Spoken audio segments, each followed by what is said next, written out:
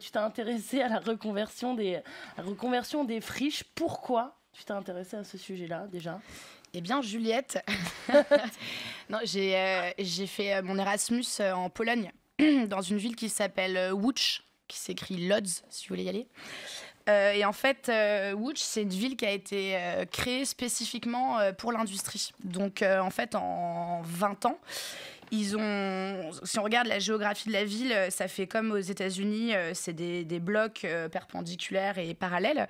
Et donc, c'est vraiment, chaque rue a été construite avec des usines et puis les logements pour accueillir les ouvriers. Voilà. En 30 ans, c'est devenu la deuxième ville de Pologne. Et puis, Première Guerre mondiale, s'ensuit une crise autour du coton. Les cours sont à la hausse ou à la baisse, je ne sais plus, mais ça dépend du point de vue. Ça dépend du point de vue. Ça dépend du point de vue.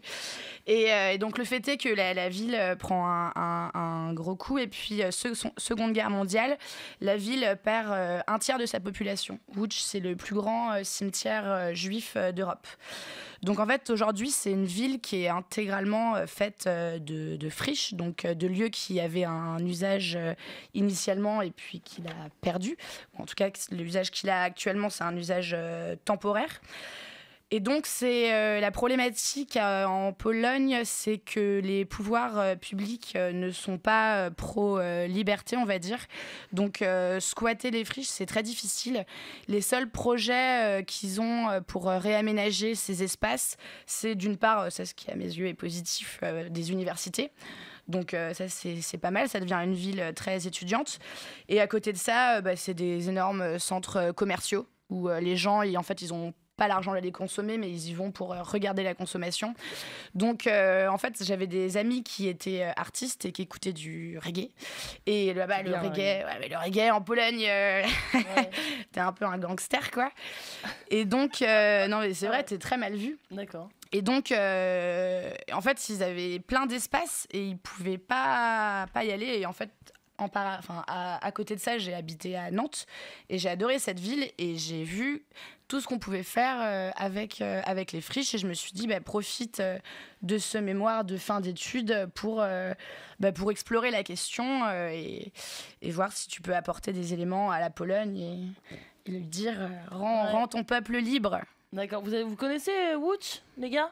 Pas du tout. Non. Pas du tout. Je vous conseille d'y aller, ça a une esthétique très particulière et un truc positif qu'ils ont fait, c'est qu'il y a beaucoup de street artistes qui sont venus et il y a des énormes graffitis très impressionnants. Mais voilà, ça manque encore de lieux alternatifs.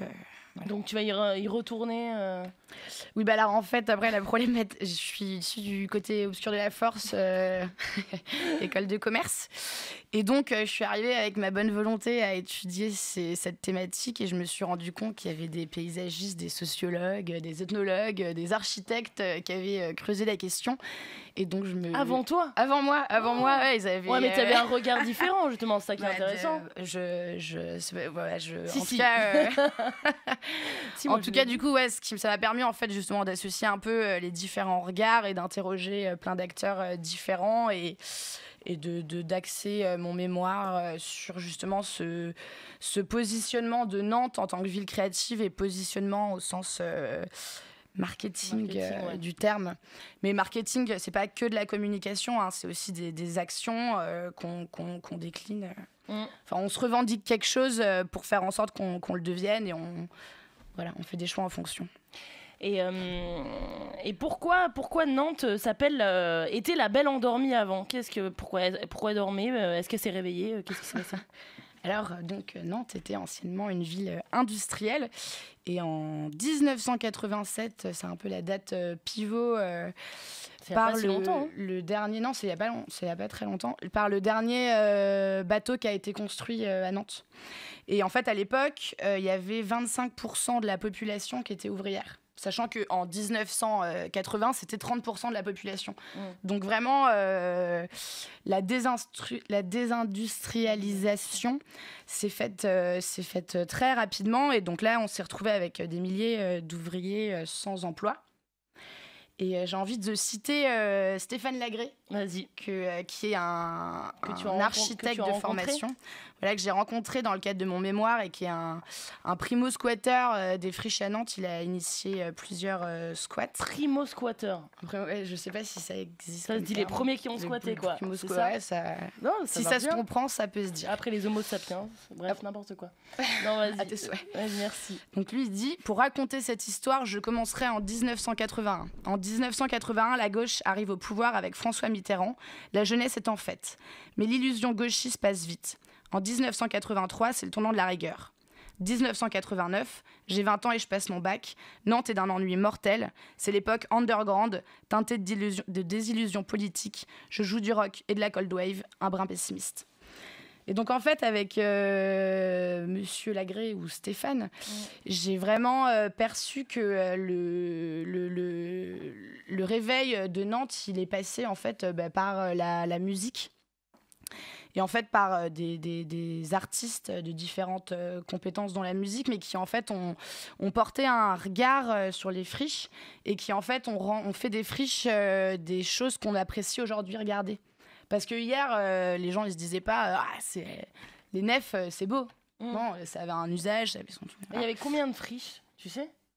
Ah, il y en avait. Enfin, bon, beaucoup, alors hein. ça... Il y en avait beaucoup. Je sais pas si vous savez, les gars. Non, mais j'ai l'impression qu'il y en avait beaucoup, Ouais, sur l'île beaucoup. de Nantes notamment.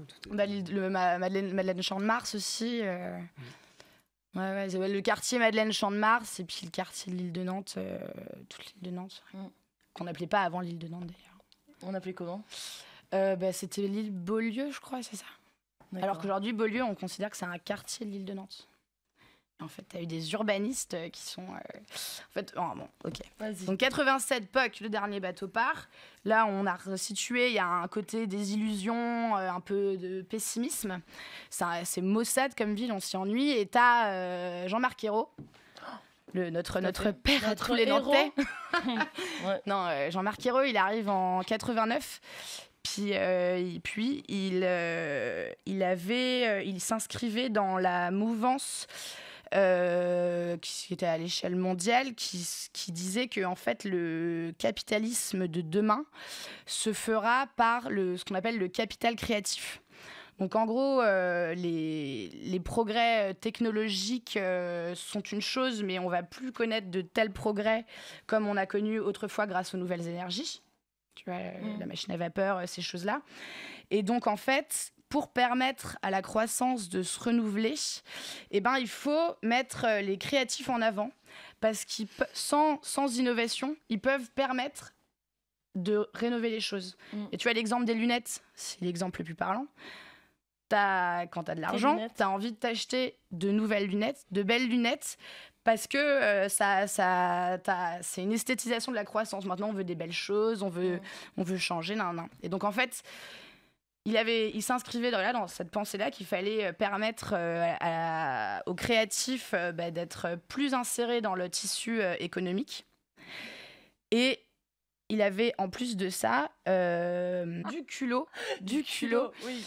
Et donc, en fait, il s'est entouré d'un cercle d'influence, dirons-nous, pour donner un nouvel élan à Nantes. Enfin, après, tout ça, c'est mon interprétation. Hein, Et donc, il y a eu, par exemple, dans les moments phares, les Allumés, qui était un festival qui avait lieu notamment dans la fabrique à glace sur l'île de Nantes et dans d'autres friches, où en fait il faisait venir des artistes dans la musique de différents pays du monde. Donc ils venaient pendant une semaine et en fait pendant une semaine ils animaient les friches et ils faisaient de la musique. Et de mes interviews, de l'appréhension que j'ai eue de cette thématique, j'ai l'impression que ça a vraiment permis aux Nantais de se rencontrer et ça a créé en fait une espèce de cohésion et d'esprit décalé, avec le Royal de Luxe aussi qu'il a fait venir. Voilà, et donc il a un peu en fait permis cet élan de créativité à Nantes en faisant rencontrer les gens grâce à l'usage des friches et donc en prenant des risques parce qu'aujourd'hui avec toutes les normes ça se ferait pas. Et puis voilà. C'était quand les Allumés? Alors, Voilà, vous avez vécu les allumés, les gars 1991. Ouais, Est-ce que c'était vous avez une petite, 92, enfin 12, pendant ouais. 5 ans. Et alors, comment tu l'as Le vécu Caire, Comment tu l'as vécu Buenos Aires, Saint-Pétersbourg, et puis la Havane, ça s'est jamais fait. Qui sont pas Bah loin. ouais, ça, c'est la fin. Et moi, j'avais vu un spectacle de Dervish Turner. Oh, Dans une les friche. derviches. J'étais petit. T'étais Mais petit c'était assez incroyable.